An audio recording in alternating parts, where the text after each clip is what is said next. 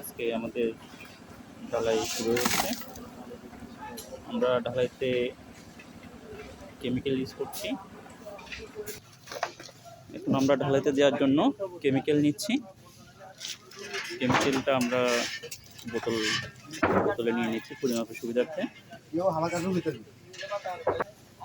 আমরা প্রতি bag সিমেন্টে 250 ml chemical দিব। এখন আমরা কেমিক্যাল মিক্স করার জন্য দুটি ড্রাম রেখেছি। এই ড্রামে 200 লিটার করে কেমিক্যাল দুইভাবে দেওয়া যায়।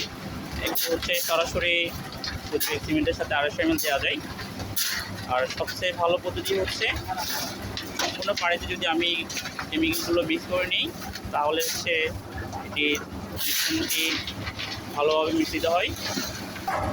আমরা প্রতি ব্যাগ সিমেন্টে 250 ml করে 200 লিটার পানিতে আমরা 2.5 লিটার কেমিক্যাল মিক্স করব।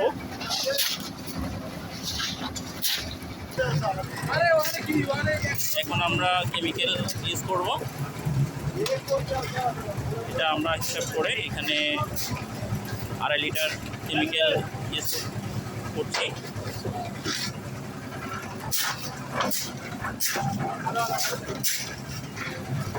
এখন আমরা একটি লাঠি